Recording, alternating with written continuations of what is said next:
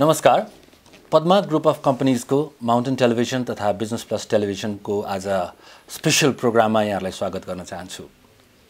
आजको बिहानी अलिकति विशेष छ र हाम्रो टेलिभिजनहरू दुवै टेलिभिजनहरूमा यो प्रत्यक्ष प्रसारण मार्फत यहाँहरूले एउटा नयाँ प्रस्तुति भेट्नुहुनेछ। आजको बिहानी अलिकति फरक छ। उज्यालो नेपालका एक्टिभ अभियन्ता आज हामीसँग हुनुहुन्छ र नेपाल इलेक्ट्रिसिटी अथोरिटीको म्यानेजिङ डाइरेक्टर निवर्तमान म्यानेजिङ डाइरेक्टरलाई आज हामीले पहिलो बिहानीमा समातेका छौँ। आजको यो कन्भर्सेसन अलिकति इमोसनल पनि छ। एट द सेम टाइम आज हामीले उहाँलाई चाहिँ नि ग्रिल गर्ने प्रश्नहरू भन्दा पनि उहाँका मनका कुराहरू र उहाँले यो 4 वर्षमा भोग्नुभएका उतार चढावदेखि लिएर अब उहाँसँग जुन एउटा पब्लिक एसेट छ त्यसलाई उहाँले कसरी म्यानेज गर्नुहुन्छ भन्ने कुराहरू पनि हामी डिस्कस गर्छौँ। म सनत न्यौपाने अबको केही समय तपाईहरुसँग हुनेछु र कुलमान घिसिङज्यूलाई तपाईहरुसँग म जोड्दैछु। स्वागत छ कुलमान घिसिङ। धन्यवाद। अब आजबाट तपाईको गाडी नेपाल इलेक्ट्रिसिटी अथोरिटीको गेटमा बिहान रोकिँदैन। कस्तो अनुभव भइरहेछ? अब यो प्रक्रिया हो। यो चाहिँ म यस्तो अवस्थाबाट पहिले पनि गुज्रेको थिएँ र विद्युत प्राधिकरणको कार्यकारी निर्देशक भएर आज हामीले हिजो बिदाई लियौँ र एउटा निरन्तर यो स्वाभाविक प्रक्रिया हो। मलाई यसमा कुनै संकोच पनि छैन, कुनै अफसोस पनि छैन। मलाई खुसी नै लागेको छ। आजदेखि म विद्युत प्राधिकरणमा जान्न, तर विद्युत प्राधिकरणसँग जोडिएको विषयहरू हुन्छ नै। मैले सहयोग गर्नुपर्ने, त्यहाँ विद्युत प्राधिकरणसँग विभिन्न समयमा गर्नुपर्ने सहयोगहरू, त्यहाँको म्यानेजमेन्टलाई गर्नुपर्ने सहयोगहरू म गरि नै रहन्छु। अब फिजिकल्ली डिट्याच होला, तर इमोसनल्ली एट्याचमेन्ट नै हुन्छ। हिजोको कुलमान र आज बिहानको कुलमानमा के फरक छ? हिजो एउटा विद्युत प्राधिकरणको कार्यकारी निर्देशकको अथोरिटी लिएर बसेको कुलमान घिसिङ, आज त्यो अथोरिटी मसँग छैन। मैले चाहिँ यो इनर्जी सेक्टरमा प्राधिकरणलाई के गरौँ भन्दा मैले सजेसन दिने अवस्थामा छु भने हिजो म कार्यान्वयन गर्ने चरणमा थियो। त्यही फरक हो। एउटा प्रश्न नि, यहाँको यो 4 वर्षको कार्यकाल हामीले नसुनेका केही चिजहरू भनिदिनुहोस् न। आजसम्म हामीले मिडियामा नसुनेका, आजसम्म कुलमानको बारेमा थाहा नपाएका, आजसम्म कुलमानको बारेमा चाहिँ नि अझ हामीले थाहा पाउन बाँकी केही कुराहरू गरिदिनुहोस् न। अब यो थाहा नपाएको विषय चाहिँ त्यति छैन जस्तो लाग्छ, किनभने मेरो विषयमा धेरै मिडियाहरूमा, धेरै चाहिँ सञ्चार माध्यमहरूले बाहिर आइ नै सकेको छ धेरै कुरा चाहिँ। अब त्यहाँभित्रको आन्तरिक म्यानेजमेन्टमा हामीले के चुनौती बेहोर्यौँ भन्ने कुरा चाहिँ धेरै कुरा केही अवस्थामा त हामीले थ्रेट पनि चाहिँ बेहोर्नु पर्यो। एकदमै अप्ठ्यारो स्थिति थियो। व्यक्तिगत थ्रेटहरू पनि थिए, तर हामीले बाहिर ल्याएनौँ। निरन्तर रूपमा लागिरह्यौँ। के थियो जसले त्यो ऊर्जा दिइराख्यो तपाईँलाई?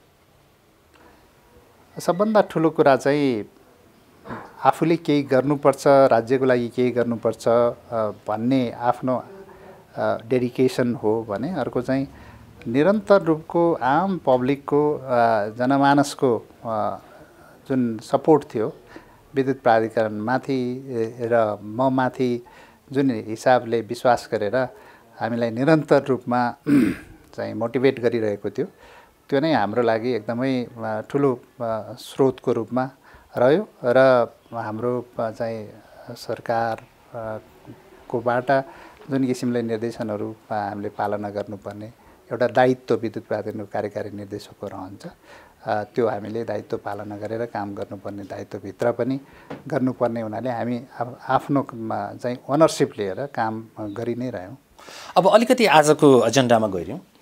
तपाईसँग अब सुरु गरौँ पब्लिक भोट, पब्लिक ओपिनियन र तपाईँको पपुलारिटीबाट नै।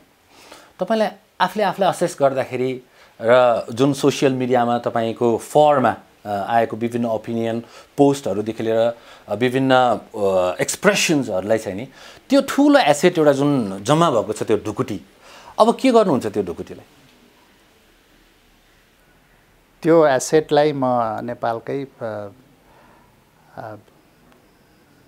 जुन समृद्धिको चाहना छ आम पब्लिकको,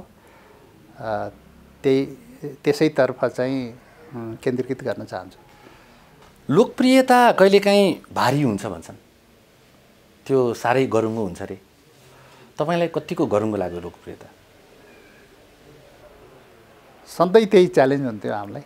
अहिले पनि मलाई सबभन्दा ठुलो च्यालेन्ज चाहिँ जुन जिम्मेवारी बढी यो विद्युत प्राधिकरणको कार्यकारी निर्देशकबाट बाहिर निस्किएपछि झन् ठुलो चाहिँ जिम्मेवारी भएको जस्तो, पब्लिकको जुन सपोर्ट, पब्लिकको चाहिँ एक्सपेक्टेसन जुन आएको छ, त्यसले गर्दाखेरि झन् बढी जिम्मेवारी थपेको जस्तो अनुभव भएको छ। त्यो जिम्मेवारीलाई विगतका लामो 4 वर्षको समयमा पनि हरेक समय हामीले काम गर्दाखेरि र हामीलाई जति पनि चाहिँ सम्मानहरू प्राप्त भयो, त्यो हामीले सधैँ नै त्यो थप च्यालेन्जको रूपमा, थप जिम्मेवारीको रूपमा लिएरै काम गऱ्यौँ। तपाईँको कन्टिन्युटी चाहने एउटा जमातले चाहिँ नि अलिकति पराजय टफ वर्ड होला, तर अलिकति दुखी फिल गरिरहेको छन्। त्यसलाई के गर्नुपर्छ होला? होइन, यो पराजय र चाहिँ विजय भन्ने कुरै छैन यसमा। कसैको पराजय भएको छैन, सबैको विजय भएको छ। मैले कसैलाई पनि तपाईँलाई चाहनेहरूको कसरी विजय भयो?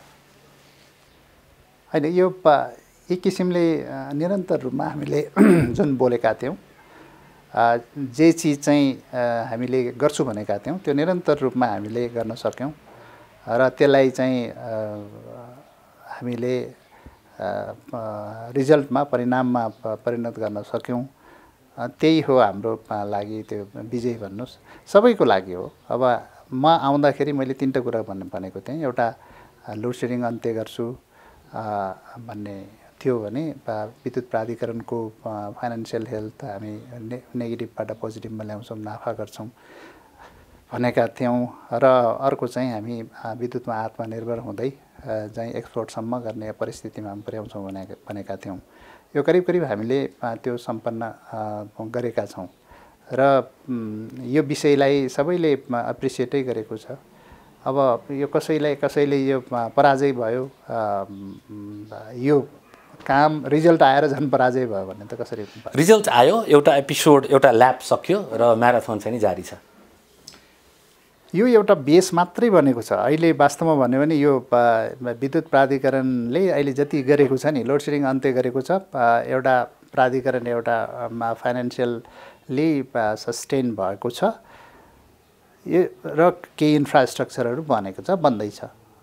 यो एउटा बेस बनेको छ, तर धेरै जम्प गर्ने चाहिँ अझै बाँकी छ। धेरै नै काम गर्नुपर्ने छ। धेरै कुरा चाहिँ अगाडि बढ्न सक्ने अवस्थामा छ। अघि तपाईँले भन्नुभयो एसेट, होइन, जुन पब्लिकको एसेट छ, त्यो एसेटलाई लिएर धेरै काम गर्न सक्ने अवस्था चाहिँ हो।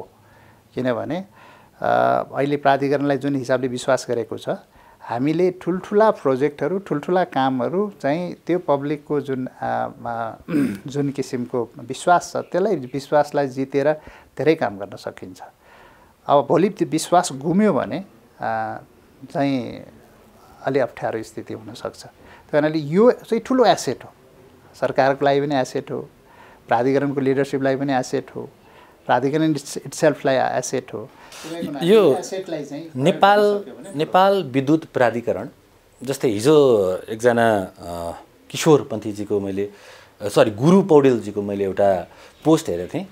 पहिला चाहिँ नि त्यो काठको बाक्साको मिटर ल्याउनु पनि कति धाउधौ थियो, अनि हिजो चाहिँ नि सुटुक्क आएर प्राधिकरणको मान्छेहरूले थोरै समयमा नै स्मार्ट मिटर राखेर गए वा भन्ने एउटा पोस्ट थियो।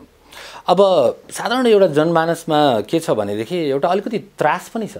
माइनस कुलमानको नेपाल इलेक्ट्रिसिटी अथोरिटी हुनलाई त अब एनईए त्यति पपुलर इन्स्टिट्युसन, मेरो व्यक्तिगत उसमा त्यति पपुलर इन्स्टिट्युसन पहिला थियो जस्तो लागेन जति अहिले छ कम्पेरिटिभली। तपाईको लोकप्रियतासँगै एनईएको पनि चर्चा एकदम व्यापक छ र साथसाथै एक्सपेक्टेसन पनि छ र एउटा अलिकति त्रास पनि छ। अब बत्ती गयो भने नै अब कुलमान जान लाग्नु भएको भएर बत्ती गयो। यो एनईए संस्थामा अझै पनि लोड सेडिङ गराउन सक्ने सम्भावना अथवा यदि गलत लिडरसिप भयो भने यहाँभित्र अझै पनि जनतालाई दुःख दिन सक्ने त्यो लुप होल्सहरू छन् कि छैन? अब मैले बारम्बार भन्ने गरेको छु, यो लोड सेडिङ भनेको सप्लाई हामीले दिएर मात्रै लोड सेडिङ अन्त्य हुँदैन हैन। अब जहाँबाट चाहिँ जेनेरेसनबाट आएको सप्लाईलाई तपाईँले घरको एउटा चाहिँ यहाँ जुन कन्ज्युम्सन गर्ने एउटा प्लगसम्म आउनु पऱ्यो नि, त्यो आउने बाटो पनि त कन्स्टेन्ट हो नि हैन। त्यो बाटोहरू जुन डिस्ट्रिब्युसन लाइन, ट्रान्समिसन लाइन, यी सबैलाई इन्ट्याक्ट राख्न सकेन र डिमान्ड बढ्दै गयो, त्यो इन्ट्याक्ट भएन भने त लोड सेडिङ हुन्छ नि, लोकल लोड सेडिङ। तर यो तिनटै डिस्ट्रिब्युसन, ट्रान्समिसन र प्रोडक्सनलाई चाहिँ नि कन्टिन्युटी दिन सक्ने एउटा बेस बनाउनु भएको छ कि छैन त? किनभने अङ्ग्रेजीमा भनिन्छ नि, a good leader is never missed भनेर। सो एनईएले कुलमान घिसिङलाई मिस गर्छ कि गर्दैन? होइन, यस्तो छ, हामीले धेरै नै इन्फ्रास्ट्रक्चरहरू बनाएका छौँ र त्यसलाई चाहिँ आउँदा दिनमा लोड सेडिङ नहुने गरेर चाहिँ बढाउनु पर्ने चाहिँ इन्फ्रास्ट्रक्चर चाहिँ सुरुवात गरेका छौँ धेरै। जस्तो काठमाडौँमा underground cabling, Kathmandu उपत्यकाभरि underground cabling गर्दैछौँ। अहिले कोभिडको कारणले चाहिँ जुन हिसाबमा काम हुनुपर्ने भएको छैन, तर काठमाडौँभरि लोड सेडिङ के अरे अन्डरग्राउन्ड केबलिङ भएपछि त्यसले चाहिँ डिस्ट्रिब्युसन क्यापासिटी बढाउँछ। त्यस्तै गरेर हाम्रो ब्युटिफिकेसन पनि हुन्छ र जुन डिमान्ड जति चाहिँ लोड साइडमा जति डिमान्ड आयो भने त्यसले चाहिँ क्याटर गर्न सक्छ। अब यहाँ चाहिँ हामीले इन्डक्सन चलाऊ, एसी चलाऊ भन्यौँ, तर यहाँ चलाउन साथ त्यो बिचको तारै चुडिने भयो भने त्यसले क्यारी गरेन भने त गाह्रो हुन्छ नि त, काट्नुपर्ने हुन्छ। त्यो भएको हुनाले त्यो इन्फ्रास्ट्रक्चर बनेको छ, बन्दैछ र आगामी नेतृत्वले चाहिँ यो विषयहरूमा विशेष फोकस गरेर जानुपर्छ। त्यो कुरा चाहिँ हामीले सेट गरेका छौँ। त्यहाँको नेतृत्व जो आउँछ त्यो कुरालाई अगाडि बढाउनुपर्छ। दर्शकवृन्द, तपाईँहरू हामीलाई माउन्टेन टेलिभिजन र बिजनेस प्लस टेलिभिजनमा लाइभ हेरिरहनु भएको छ र हामीसँग आज नेपाल इलेक्ट्रिसिटी अथोरिटीका निवर्तमान म्यानेजिङ डिरेक्टरको पहिलो बिहानीमा हामी छौँ कुलमान घिसिङज्यूसँग। अब म अलिकति एउटा दोस्रो पाटोमा लागेँ। यो एनईएसँग जहिले पनि भ्रष्टाचार जोडिएर आउँछ र तपाईँका विषयमा पनि अलिकति नन फर्मल मिडियाहरूमा चाहिँ नि भ्रष्टाचारका केही इस्युहरू र अलिकति नेपोटिजम, अलिकति म्यानेजमेन्ट चाहिँ नि बढी अथोरिटेटिभ भएका चर्चाहरू पनि छन्। यसलाई कसरी क्ल्यारिफाई गरिदिनुहुन्छ? अब मलाई तीनवटा चार्ज लाग्ने गर्छ। पहिलो कुरा चाहिँ क्रेडिट, मैले सबै क्रेडिट लियो भन्ने। अर्को चाहिँ मिडियालाई चाहिँ बढी म्यानेज गर्यो भन्ने। र अर्को चाहिँ बढी चाहिँ आफू केन्द्रित भयो, चाहिँ कसैले भनेको टेर्दैन, आफूले जे डिक्टेट गर्यो त्यही गर्यो भन्ने। यो तीनटा कुरा चाहिँ मलाई प्राधिकरणभित्रका कर्मचारीदेखि लिएर बाहिर पनि चाहिँ चार्ज लाग्ने गरेको छ। र चौथो मैले एउटा एड गरेँ, अहिले रिसेन्टली देखेको मैले भने नन फर्म मिडियामा अलिकति भ्रष्टाचारको पनि कुरा थियो। मैले यसमा त्यो प्रुभ गर्न खोजेको होइन, तर मैले त्यसैमा जोडेँ मैले। अब पहिलो कुरा, मैले क्रेडिट कहिले पनि लिएको छैन, मैले क्रेडिट लिनु पनि हुँदैन। सो आम चाहिँ सबैको कलेक्टिभ इफोर्ट हो यो, चाहिँ सरकारदेखि लिएर सबैको इफोर्टले हामीले गरेका छौँ भनेकै छौँ हामी। त्यो वास्तविकता त्यही हो। मिडियाका साथीहरूले मैले कहिले पनि मिडियामा मेरो बारेमा अथवा प्राधिकरणको बारेमा यसरी लेखिदिनु पर्यो भनेर मैले कहिले पनि भनेको पनि छैन, त्यसरी मोबिलाइज पनि भएको छैन, काहीँ केही छैन। अब मिडियाका साथीहरूले मलाई नै फलोअप गरेर चाहिँ इन्टरभ्यू लिनु पर्यो, त यो गर्नु पर्यो। कुलमान घिसिङ मिडियासँग, मिडिया कर्मीहरूको लागि यति प्रिय किन हुनुहुन्छ होला जस्तो लाग्छ? अब हुनसक्छ उहाँले चाहिँ जुन रिजल्ट देखिएको छ त्यो रिजल्ट र आम जनमानसले जुन मानेको विश्वास गरेको व्यक्ति भएको हुनाले मिडियालाई पनि त्यो हिसाबले चाहिँ फलोअप गरेको र मिडिया आफैले पनि विश्वास गरेको छ। मिडिया आफैले पनि मैले कुनै गलत काम गर्यो भने त मिडियाले पनि त्यो गलत हिसाबले नै लेख्छ नि त, गर्छ। तर मैले कहिले पनि मिडियालाई त्यसरी चाहिँ भनेको पनि छैन, गरेको पनि छैन। र जस्तै एनएको मिडिया बजेट अलिकति युटिलाइज भयो भन्ने कुराहरू आउँथ्यो, त्यो होइन। यो यस्तो त्यो चाहिँ कुरा के हो भने अहिलेसम्म कुनै पनि विज्ञापन कसैलाई पनि दिएको छैन हामीले। एउटा कुरा सत्य, यी सब मिथ्या हुन् होइन। यो एउटा कुरा कसैलाई पनि हामीले विज्ञापन दिएको छैनौँ। सबै विज्ञापनहरू चाहिँ हाम्रो टेन्डरका विज्ञापन सबै हामीले फर्मल रूपमा कान्तिपुर के अरे गोर्खापत्रलाई दिनुपर्छ, राज्य नेपाललाई दिनुपर्छ। हाम्रो त्यो बोर्डको चाहिँ डिसिजनै हो। भन्नाले यी कुराहरू मिथ्या हुन्। तर के हो भने एउटा कुरा चाहिँ के हो भने वार्षिक रूपमा हाम्रो वार्षिक उत्सव हुन्छ, वर्षको एकचोटि हाम्रो हुन्छ, भदौ 1 गते हुन्छ।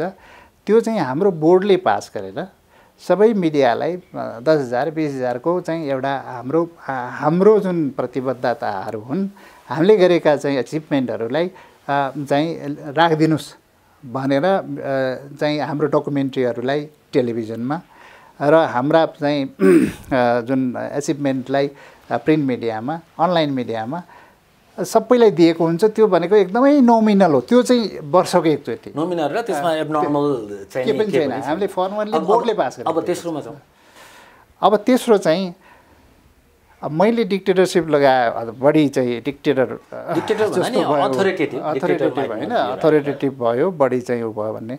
त्यसमा केही चाहिँ त्यो संस्थालाई माथि ल्याउनलाई धेरै कुराहरू चाहिँ स्ट्रङ डिसिजन गर्नुपर्ने अवस्था पनि थियो। हिजोको एकदमै अप्ठ्यारो स्थिति, कर्मचारी साथीहरू चाहिँ ट्रेड युनियनै 3-4 वटा, त्यसपछि इन्टरभेन्सन, बाहिरको इन्टरभेन्सन, भित्रको इन्टरभेन्सन, त्यो भित्रको चाहिँ पोलिटिकल स्थितिहरू, त्यसले गर्दा पनि त्यो म्यानेज गर्न गाह्रो थियो। त्यो भएको हुनाले त्यहाँ एकदमै स्ट्रङ चाहिँ लिडरसिप चाहिन्थ्यो। त्यो गरेको हो। केही विषयमा हामीले स्ट्रङली चाहिँ हामीले इन्टरभेन्सन गरेर गएको हो। त्यसमा चाहिँ राइट म्यान राइट प्लेस गर्नको लागि हामीले एकचोटि हामीले 2500 जनाको सरुवा पनि गरेका थियौँ। चाहिँ त्यस्तै किसिमले हामीले केही कर्मचारीहरूलाई कारबाही पनि गरेका छौँ, धेरै कामहरू गरेका छौँ। त्यसमा हामीलाई विभिन्न किसिमका रिस्कहरू थिए, चुनौतीहरू थिए, तर त्यो चुनौतीलाई पार गर्दै गरेको हो। अब सबैले भनेको मान्दै यो ठाउँमा यो गरौँ, यो ठाउँमा यो गरौँ मान्दै गरेको भए आज विद्युत प्राधिकरण त्यो हुँदैन थियो, हुँदैन थियो।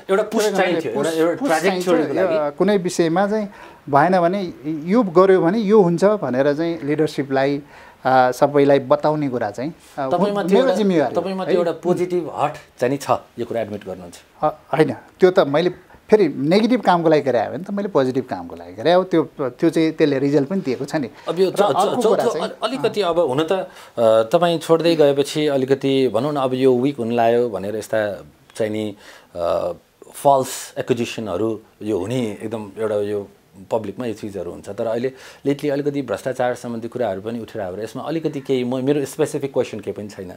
जस्तै अब पोलका कुराहरू छन्, अनि अब अलिकति चाहिँ नि अलिकति एसेटहरू तपाईँले जम्मा गर्दै हुनुहुन्छ भन्ने आदि इत्यादि, यसमा कतिको सत्यता छ अथवा यसलाई जस्ट एउटा क्ल्यारिफाई मात्र गरिदिनु? अब तपाईँ मेरो सबै कुरो ट्रान्सपेरेन्ट छ, सबै कुरो ट्रान्सपेरेन्ट छ। मैले अब 2-3 वटा जहिले पनि लगाउने गरेको अहिले यो डेडिकेटेडका विषयहरू होइन, हिजो केही टेन्डरहरूमा चाहिँ यसरी चाहिँ उ गर्यो, के अरे अनियमितता गर्यो भन्ने विषयहरू, अनि बढी चाहिँ टेन्डर गरेर बढी चाहिँ सामानहरू चाहिँ रिजर्भमा राख्यो भन्ने विषयहरू, विभिन्न विषयहरू गरेर चाहिँ भ्रष्टाचार गर्यो भन्ने विषयहरू चाहिँ आएको देखिन्छ। जुन मिडियाहरू तपाईँहरूले बुझ्नुभयो होला होइन, त्यो चाहिँ मैले नेपाल सरकारको प्रोक्योरमेन्ट गाइडलाइन अनुसार बसेर गरेको कामहरू। त्यो हेर्ने निकायहरू छन्, हेर्ने निकायहरूले हेरेकै छ। एउटा ओपनली कसैलाई पनि अडिट गर्नलाई इन्भाइट गर्न सक्नुहुन्छ तपाईँ? ओपन अडिट छ नि त, त्यो त अडिट भइरहेकै छ नि त। एउटा पब्लिक अडिटलाई पनि यो ओके हो त सबै ठिक छ। अब त्यसमा हाम्रो कुनै डेडिकेटेड लाइनको विषयमा हामीले अरबौँ रुपियाँ उठाउनुपर्छ भनेकै छ। सरकारले एउटा चाहिँ क्याबिनेटसम्म गएर एउटा डिसिसन गरेको छ, त्यो हामीले उठाएकै छौँ। अब अर्को कुरा चाहिँ यो जुन केही विषयहरूमा बिडिङका विषयहरूमा अनियमितता भयो भने हामीले प्रोक्युरमेन्ट गाइडलाइन अनुसार गरेका छौँ। सबै कुरा चाहिँ सम्बन्धित निकायले हेरेकै छ, त्यसमा कुनै सत्यता छैन। र अर्को कुरा के हो भने सबभन्दा ठुलो कुरा, अब यति अरब खायो यति अरब भयो त्यो हिसाब गर्दै गयो भने 50औँ अरब त पुगिसक्यो होइन। अब यो विषय चाहिँ के हो भने काम गर्ने त्यहाँ त्यो ठाउँमा बसेर काम गर्नलाई धेरै रिस्क लिनुपर्छ। तपाईँले डिसिजन गर्नु भएन काम हुँदैन। डिसिजन गर्दाखेरि यो खाली डिसिजन गर्नुपर्छ, आफू आत्तिने कुरा होइन। तपाईँ काम डिसिजन नगरिकन त त्यहाँ त काम कुनै पनि काम हुँदैन। धेरै डिसिजन गर्नुपर्छ। अन अ सफ्टर नोट, तपाईँलाई लिएर त भनौँ न त्यति विधि त्यो भ्रष्टाचारमा त्यति चर्चाहरू छैन, तर एनए भन्ने संस्था नै यस्तो हो त्यहाँको लिडरसिपलाई चाहिँ नि अब अरबौँको ट्रान्ज्याक्सन हुन्छ। अब त्यहाँ कुट्टी कुट्टी भए पनि भ्रष्टाचार चाहिँ नि गराउँछन् भन्ने एउटा अन सफ्टवेयर लाइन छ। अब त्यो किनभने पर्सेप्सन हिजो भने नि त, या मैले अघि पनि भने एनएको पर्सेप्सन एनएलाई हेर्ने दृष्टिकोण हिजो एउटा थियो, अहिले त केही चेन्ज भएको छ नि त होइन। दृष्टिकोण किन भयो त त्यहाँ हिजो हेर्ने अब लोड सेडिङ गर्ने त्यहाँ भ्रष्टाचार हुने भन्ने कुराहरू चाहिँ पब्लिकको पर्सेप्सनै त्यही थियो त। र अहिले हामीले धेरै सुधार गरेका छौँ। मैले त्यहाँ एकदमै हातले के अरे दुधले धोयो भनेको छैन, किनभने त्यहाँ हामीले पारदर्शिता सुशासनको विषयलाई कडाका साथ लागू गर्ने गरेर हामीले काम गरिरहेछौँ।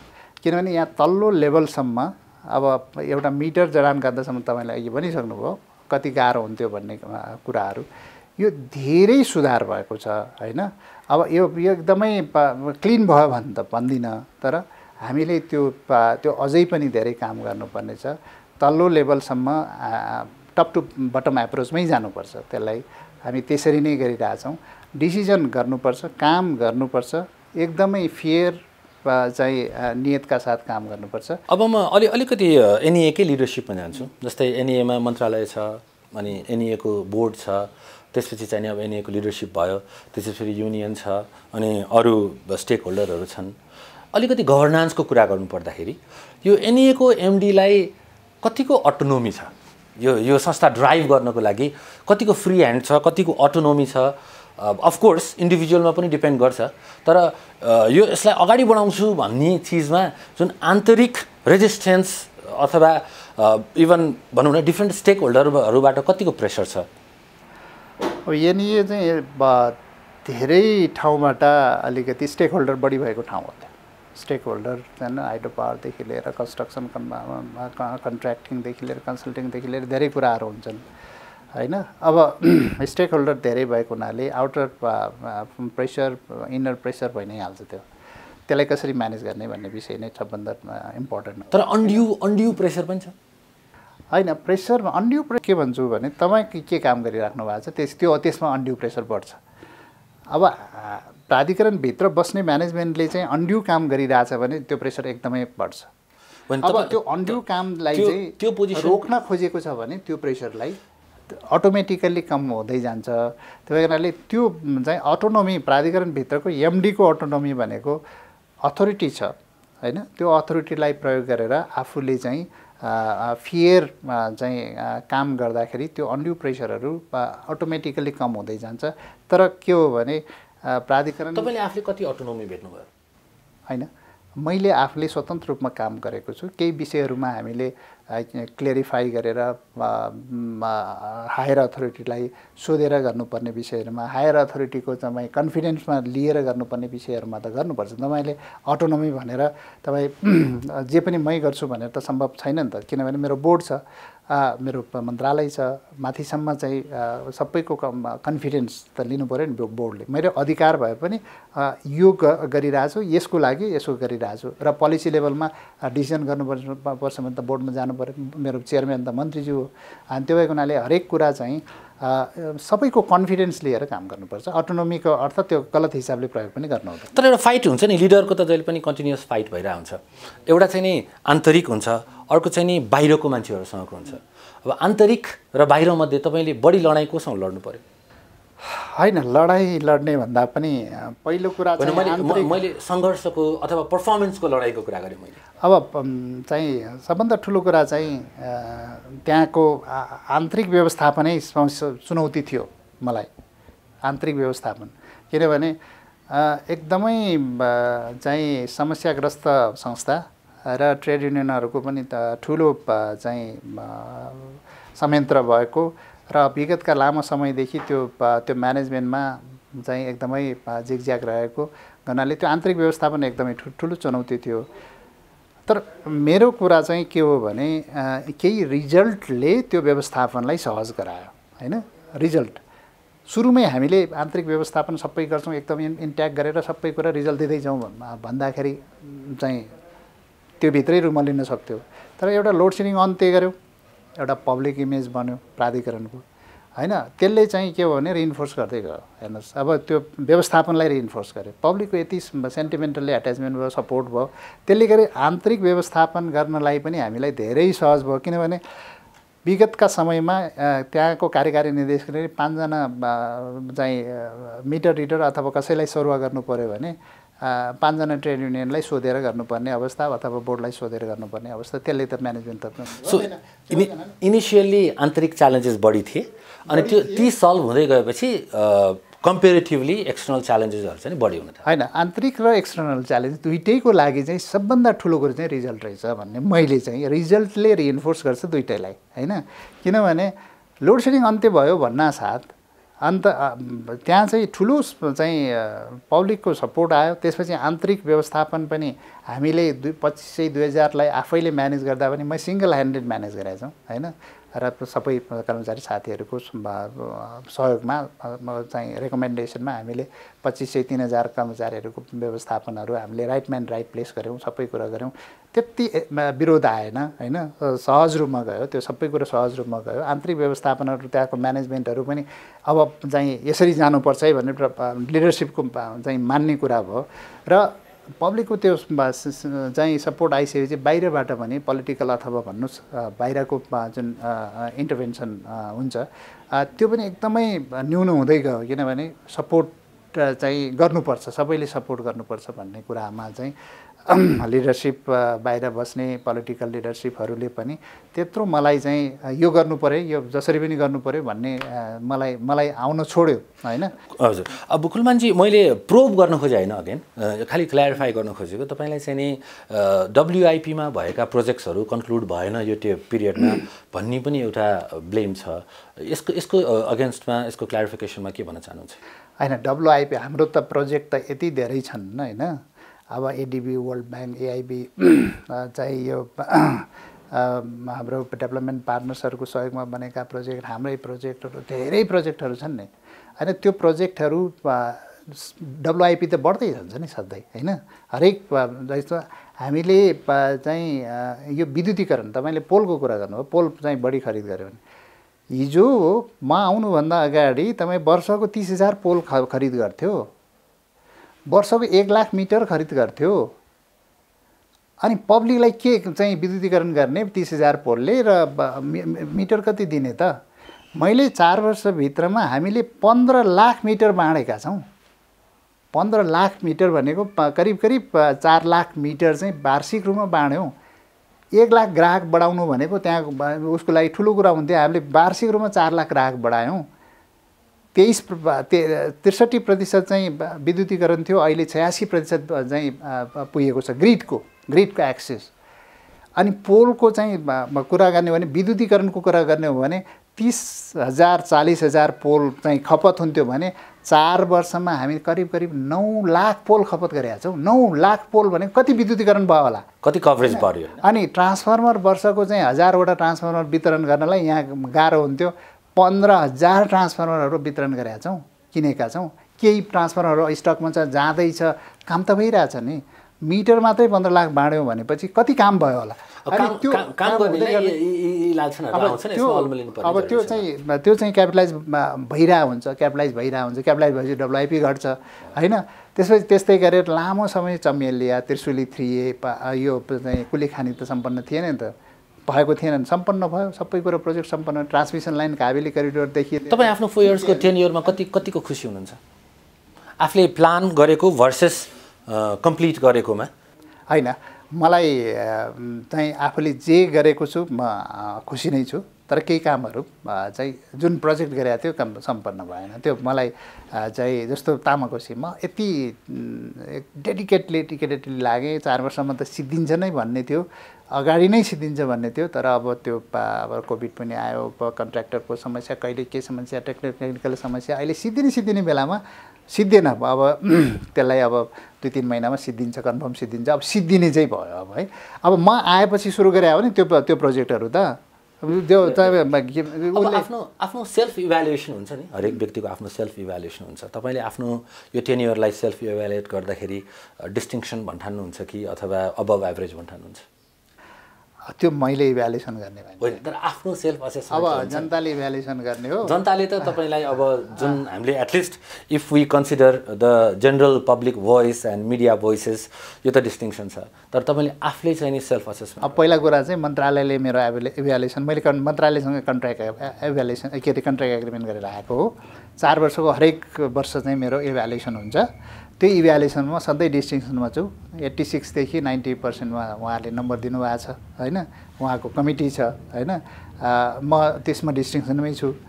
र आफूले गरेको कुरामा चाहिँ म अब त्यो मलाई सेटिस्फ्याक्सन छु, मैले अब राम्रै गरेँ जस्तो लाग्छ। र केही कुराहरू अझै पनि मैले सम्पन्न गर्न सकेको, जस्तो काठमाडौँको अन्डरग्राउन्ड केबलिङ म सघाउँछु भनेको थिएँ, स्मार्ट मिटरिङ देशभरि लागू गर्छु भनेको थिएँ। अब काम सुरु भयो तर सकिएन। अब यो 400 केबी लाइन, यो ढल्केबार लाइन सबस्टेसन सम्पन्न गर्छु भने 15-20 दिन 1 महिनाको कारणले भएन होइन। यो तामाकोसी लगायत चिलिमेका प्रोजेक्टहरू पनि चाहिँ सम्पन्न हुने चरणमा छ, तर सम्पन्न भएन। अब धेरै कामहरू अब आफ्नै कार्यकालमा त सम्पन्न हुँदैन। ट्रान्समिसनको म्यासिभ इन्फ्रास्ट्रक्चर कामहरू भइरहेछ होइन, डिस्ट्रिब्युसनका कामहरू भइरहेछन्, 100% एक्सेस पुग्ने गरेर कामहरू भइरहेछ। 2 वर्षभित्र नेपालको हरेक गाउँमा हरेक व्यक्तिले ग्रिडको एक्सेसमा पाउँछ भन्ने लाइनमा काम भइरहेछ नि त, 100% विद्युतीकरण। अब त्यो भने त ठुलो कुरा हो नि त। त्यो भएको हुनाले मलाई खुसी नै छ। दर्शकवृन्द, तपाईँहरू हामीलाई माउन्टेन टेलिभिजन र बिजनेस प्लस टेलिभिजनमा लाइभ हेर्दै हुनुहुन्छ र हामीसँग कुलमान घिसिङ हुनुहुन्छ। हामी उहाँको हिजोको 10 इयर सकेपछिको आजको पहिलो बिहानीमा उहाँसँग कनेक्टेड छौँ। र अब चाहिँ नि हामी कुलमान घिसिङ as a leader, as a व्यक्ति अलिकति चर्चा गरौँ। तपाईँको इन्ग्रेडियन्ट के हो? तपाईँ के भन्नुभएको छ? एउटा एज अ पर्सन भन्दाखेरि अब as a management leader Kulman घिसिङ आफै एउटा हो होइन।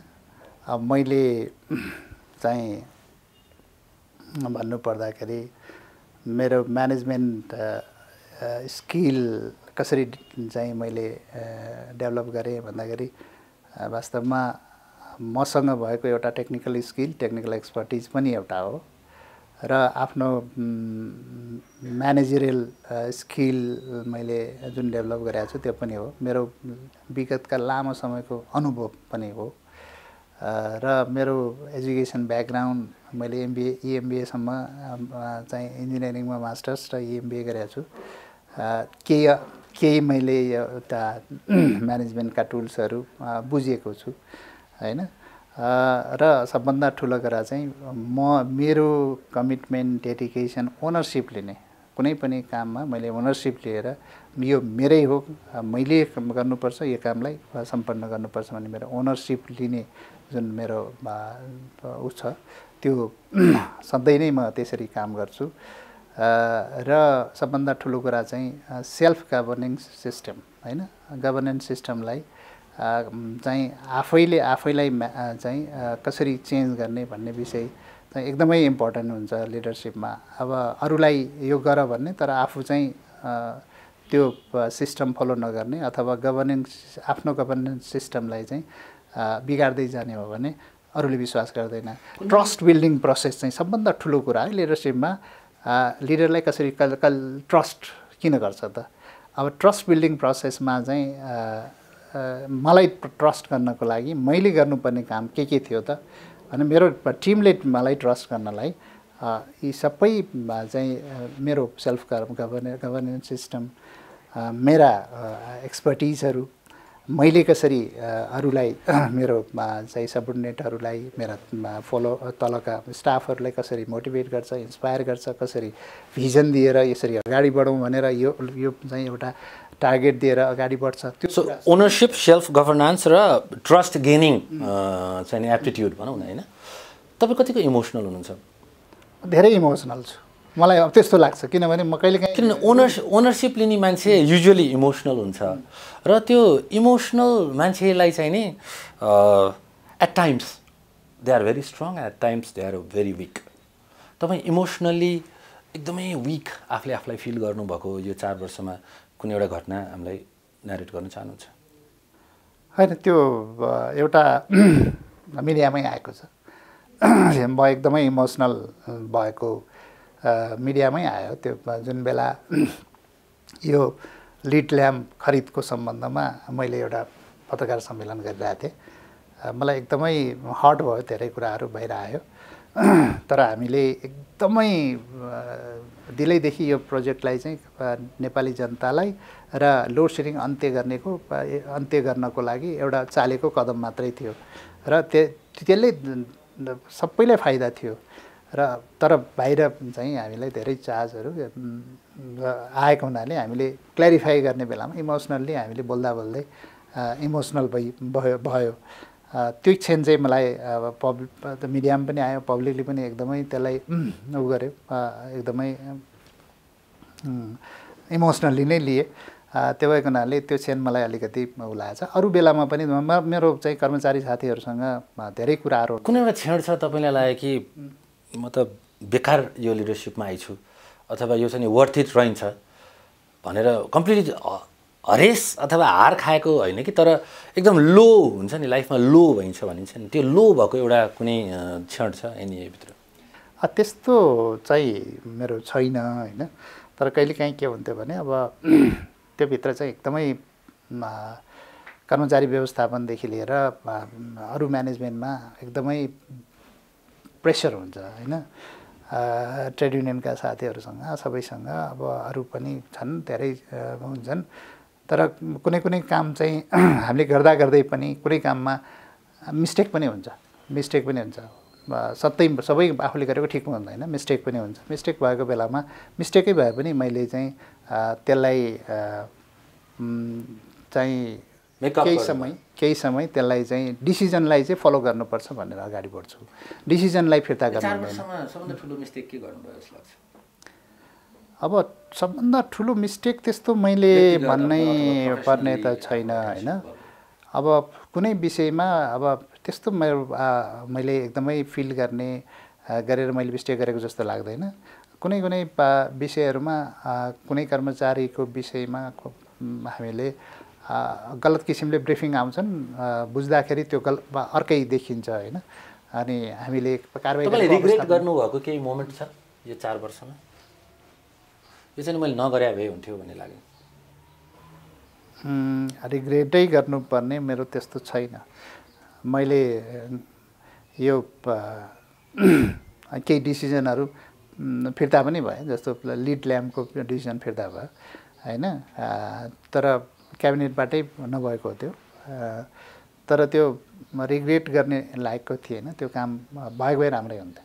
तपाईँ इमोसनल भइकन पनि, यो चाहिँ नि एउटा पर्सनल हो, इमोसनल भइकन पनि तपाईँको पोकर फेस छ, तपाईँ स्माइलिङ ह्याप्पी हो कि स्याड हो भन्ने कुरा गेस गर्न अलिकति डिफिकल्ट छ, which is an asset in management and leadership भनिन्छ। तपाईँको ह्याप्पिएस्ट मोमेन्ट सानो तर emotionally the most overwhelming moment के थियो यो 4 वर्षको टेन्युरलाई समअप गर्नु पर्दाखेरि? यो सबभन्दा चाहिँ यो लोड सेडिङ अन्त्य भयो नि, काठमाडौँबाट लोड सेडिङ अन्त्य भयो भनेर हामीले जुन 73 साल यो लक्ष्मी पूजाको दिन हामीले भन्यौँ यसलाई निरन्तर रूपमा देशभरि गर्छौँ भनेर। त्यसपछिका अनलाइन मिडियाहरूमा मैले पब्लिकको ओपिनियन, पब्लिकको कमेन्टहरू हेर्थेँ होइन। यस्तो यस्तो कमेन्ट आउँथ्यो, अब भन्छ नि एउटा देवत्वकरण जस्तो होइन। यो एकदमै चाहिँ त्यो किसिमले आउँथ्यो र त्यसले गर्दाखेरि हामी आफै पनि एकदमै इमोसन भइदिन्थ्यौँ होइन। यस्तो चाहिँ रहेछ, यतिको हुन्छ भन्ने, लोड सेडिङले यति समस्या रहेछ भन्ने चाहिँ मलाई पनि त्यति फिल थिएन होइन। अब यो तर लोड सेडिङ अन्त्य भएपछि त यस्तो इमोसनल्ली एट्याच भयो पब्लिकसँग र यो पब्लिकले गरेका कमेन्टहरू म हेर्थेँ अनलाइन खबरहरू, अनलाइन मिडियाहरूमा। त्यसले चाहिँ एकदमै मोटिभेसन गर्यो। तर हामी खट्नको लागि कहिलेकाहीँ एकदमै इमोसनल कमेन्टहरू देख्थेँ, त्यो चाहिँ एकदमै मलाई ह्याप्पी पनि तर इमोसन पनि हुन्थ्यो, एकदमै खुसी पनि लाग्ने। तर कमिटेड भएर ओनरसिप लिएर काम गर्नलाई हाम्रो टिमलाई चाहिँ त्यो एकदमै मोटिभेसनल इन्सपायरिङ हुन्थ्यो। यो होल टेन्युरमा तपाईँसँग डेफिनेटली तपाईँको पछाडि पनि ठुलो शक्ति थियो, ठुलो टिम थियो, ठुलो सिस्टम थियो, प्रोसेस थियो। यदि एक चिजलाई धन्यवाद दिनुपर्ने आवश्यक भयो भने कसलाई दिन चाहनुहुन्छ अथवा केलाई दिन चाहनुहुन्छ? धन्यवाद मैले सबैलाई दिनुपर्छ। पहिलो कुरा त मलाई जसरी यो काममा, यो जिम्मेवारीमा राइट म्यान भनेर जसले चाहिँ सपोर्ट गरेर मलाई यहाँ ल्याउनु भयो, उहाँहरूलाई पहिलो धन्यवाद दिनुपर्छ होइन। तत्कालीन प्रधानमन्त्री पुष्पकमल दाहाल, जनार्दन शर्मा मन्त्रीजी हुनुहुन्थ्यो। वास्तवमा म त विद्युत प्राधिकरणमा आइडल नै थिएँ होइन, र उहाँहरूसँग मेरो अट्याचमेन्ट पनि थिएन। तर मेरो फिगर चाहिँ प्राधिकरणमा यो लिडरसिप गर्छ, यसले राम्रो काम गर्छ भन्ने प्राधिकरणभित्रको इमेज त्यो थियो मेरो, र उहाँले सेलेक्ट गर्नुभयो, राख्नुभयो। त्यो एउटा प्लेटफर्म नपाएको भए मैले कसरी काम गर्थेन। म चिलिमीमा एउटा प्लेटफर्म पाएको थिएँ, मैले त्यहाँ राम्रै काम गरेँ। त्यहाँबाट यता आउँदाखेरि वास्तवमा चाहिँ रसुवाका आम पब्लिकले 1 महिनासम्म रसुवामा आन्दोलन गरेँ है। आज म बाहिरबाट निस्किँदैछु, आम पब्लिकले मलाई चाहिँ फेरि पनि तपाईँ हुनुपर्छ भनेर भनिराख्नु भएको छ। तर त्यो प्रक्रियाको कुरा, यो निरन्तर जुन यो एउटा लिडरसिप चेन्ज हुन्छ, परिवर्तन हुन्छ, त्यो नियमित प्रक्रियामा सबैले आत्मसात गर्नुपर्छ। त्यसलाई अन्यथा भन्नु हुँदैन। सधैँ एउटै व्यक्ति भइरहनुपर्छ भन्ने पनि होइन होइन। त्यो भएको हुनाले त्यही मलाई एकदमै खुसी हो। अब बाँकी कुरा त सबैले मलाई सपोर्ट गर्नुभएको छ। त्यसपछिका सबै प्रधानमन्त्रीज्यूहरू, सबै मन्त्रीज्यूहरू, सबै पब्लिकले, सबै कर्मचारीले सपोर्ट गरेर सबैलाई धन्यवाद दिन चाहन्छु। अब के भन्ने चाहिँ म भर्खर बाहिर आएको छु। म यो जति पनि अहिलेसम्म मैले गरेका अनुभव, तपाईँ त दूरदर्शी नै व्यक्ति हुनुहुन्छ। म भित्र हुन्छु अथवा बाहिर हुन्छु भन्ने दुइटै सम्भावनालाई तपाईँले डेफिनेटली प्लान गर्नुभएको छ होइन? म नेपालभित्रै हुन्छु, कहीँ पनि हुन्न, नेपालभित्रै हुन्छु। एनए भित्र हुन्छु अथवा एनए बाहिर हुन्छु भन्ने पनि तपाईँको होइन। म जहाँ भए पनि म इनर्जी सेक्टरमै हुन्छु। इनर्जी सेक्टर मैले जति बुझेको छु चाहिँ अरू म बुझ्दिनँ, अरूमा म त्यति कन्ट्रिब्युसन दिन सक्दिनँ होला। तर इनर्जी सेक्टरमा, नेपालको इनर्जी सेक्टर यस्तो हुनुपर्छ भन्नेसम्मको मेरो दूरदृष्टि चाहिँ ममा छ जस्तो लाग्छ। म त्यो देखेको छु, बुझेको छु होइन। अब यही क्षेत्रभित्र पब्लिकले तपाईँलाई राजनीतिमा तान्न चाह्यो भने तपाईँको कम्प्लिटली नो हुन्छ अथवा विचार गर्नुहुन्छ अथवा यस हुन्छ? यो विषय चाहिँ के हो भने कम्प्लिटली अरू विषयसँग जोडिएको विषय, पब्लिकको जुन एसेट छ अहिले एक्सपेक्टेसन, कुनै पनि चिज एउटा चाहिँ एउटा ठाउँमा राम्रो गर्यो भन्दैमा सबै ठाउँमा राम्रो हुन्छ भन्ने पनि लाग्दैन। तर पब्लिकको एक्सपेक्टेसन भनेको चाहिँ अझ कन्ट्रिब्युसन गरोस्, सबैको एक्सपेक्टेसन अझ चाहिँ कन्ट्रीलाई कन्ट्रिब्युट होस् भने कुनै पनि क्षेत्रमा बसेर कन्ट्रिब्युसन गर्न सकिन्छ। तर के हो भने अब त्यो परिस्थिति कस्तो हुन्छ, परिस्थितिले हेर्ने कुरा भयो होइन। तपाईँलाई एक्टिभली पोलिटिकल क्षेत्रमा देखिने सम्भावना न्यून छ होइन? परिस्थितिले के गर्छ भन्ने कुरा अर्कै पार्ट हो। अब म सधैँ भन्ने गर्छु, कुनै पनि चिजको विकल्प हुँदैन होइन। सबै चिज ओपन हुन्छ होइन। तर भोलि भविष्य के हुन्छ भन्ने कुरा चाहिँ म यही हुन्छु भनेर प्रेडिक्ट गरेर जानुभन्दा पनि यो परिस्थितिले पनि क्रिएट गर्छ त्यो कुराहरू। कुलमान घिसिङले आफूले आफूमा सुधार गर्नुपर्ने चिज के हो जस्तो लाग्छ यसो आफूले रिफ्लेक्ट गर्दाखेरि नि? किनभने तपाईँको त ठुलो फलोइङ छ अनि सबैले आफूलाई इन्ट्रोस्पेक्ट गर्ने हेबिट डेफिनेटली राख्नुपर्छ। त्यही भएर के चिज चाहिँ नि मैले आफूले इम्प्रुभ गर्नुपर्ने छ भन्ने फिल गर्नुभयो? अब केही विषयहरूमा म ओभर ट्रस्ट पनि गर्छु होइन। विश्वास गरेपछि म एकदमै विश्वास गरेर काम गर्छु। त्यो ओभर ट्रस्ट भएपछि कहिलेकाहीँ त्यसले चाहिँ त्यसको रिपरकेसन अलिक नेगेटिभ पनि आउँदो रहेछ कहिलेकाहीँ होइन। तर म अलि आफ्नो डिसिजनमा रिजिड हुन्छु। अलिकति कहिलेकाहीँ फ्लेक्सिबल हुनुपर्ने पनि रहेछ है। त्यो यही दुईटा विषयलाई हामीले अलिकति मैले सुधार गर्नुपर्छ जस्तो लाग्छ। अब आज हामी यो कार्यक्रमको अलिकति कन्क्लुसिभ मोमेन्टमा आइपुगेका छौँ र हामीलाई टेलिभिजन मार्फत हेरिरहनुभएका पब्लिक, तपाईँलाई एकदमै रिगार्ड गर्ने, तपाईँलाई माया गर्ने जनमानसलाई के चाहिँ नि स्पेसल मेसेज दिन चाहनुहुन्छ? अब मैले विगत 4 वर्षमा विद्युत प्राधिकरणमा रहेर जति काम गरेँ, पब्लिकबाट जति एप्रिसिएसन पाएँ सबैबाट, त्यसको लागि म एकदमै हृदयदेखि सबैलाई धन्यवाद दिन चाहन्छु। र आम जनमानसबाट जुन हिसाबले अझै पनि यो सेक्टरमा बसेर काम होस् भन्ने चाहना छ, त्यो म कुनै पनि ठाउँमा बसेर पनि यही सेक्टरमा काम गरिरहन्छु। र यहाँहरूको मोटिभेसन, उहाँहरूको जुन मेरो प्रेरणाको स्रोतै उहाँहरू भइदियो सुरुदेखि नै होइन। मैले पब्लिकलाई के गर्नुपर्छ, पब्लिकमा चाहिँ डिस्टर्ब हुनु हुँदैन। म त्यो विद्युत प्राधिकरणको कार्यकारी निर्देशकले झापाको अथवा कञ्चनपुरको ग्राहकले फोन गर्दाखेरि फोन उठाउने होइन, तर म फोन उठाउँछु। यहाँ समस्या भयो, यहाँ त यस्तो चाहिँ लोड सेडिङ गर्न थाल्यो भनेपछि मैले त्यहाँ इमिडिएटली मैले त्यहाँ चाहिँ इन्स्ट्रक्सन दिने पनि गरेको छु। म हरेक पब्लिकको म चाहिँ रिसिभ गर्छु होइन। त्यो भएको हुनाले पनि अलिकति एट्याचमेन्ट। कस्तो खाले प्रतिबद्धता दिन चाहनुहुन्छ पब्लिकलाई, अथवा कस्तो खाले एक्सपेक्टेसन तपाईँहरूले मसँग गर्नुहोस् भन्न चाहनुहुन्छ? हामीले तपाईँलाई कति समयभित्र फेरि एउटा एक्टिभ रोलमा देख्न सकिन्छ होला? होइन, एक्टिभ रोलमा भए पनि नभए पनि मेरो पर्सनल हिसाबले, अब किनभने एक्टिभ रोलमा भनेको गभर्मेन्ट इन्स्टिट्युसनहरूमा एक्टिभ रोलमा आउने भनेको अब विभिन्न कुराहरू हुन्छन्। त्यसका चाहिँ प्रक्रियाहरू होलान्, सरकारको विषय होलान्, सरकारले गर्नुपर्ने निर्णयहरू होलान्। त्यसबाट त म बाहिर आइसकेँ होइन। त्यो भयो भने एउटा अर्को पार्ट भयो। तर म बाहिरै बसेर पनि पर्सनल्ली हुँदाखेरि म इनर्जी सेक्टरमै काम गरिरहेको हुन्छु। म जहाँ भए पनि चाहिँ आम जनमानसको जुन ले दिएको चाहिँ माया जुन छ, म त्यही मेरो लागि प्रेरणाको स्रोत हो। र नेपाल जहाँसुकै भयो भने नेपाल र नेपाली जनताको समृद्धिको लागि केन्द्रीकृत भएर म लाग्छु। धन्यवाद। अब आजको कार्यक्रमलाई हामी यसै साथ कन्क्लुड गरौँ अनि हामीसँग यो पद्मा ग्रुप अफ कम्पनीजका बिजनेस प्लस टेलिभिजन तथा माउन्टेन टेलिभिजनमा जोडिनुभएका सम्पूर्ण दर्शकहरूलाई धन्यवाद दिन चाहन्छु।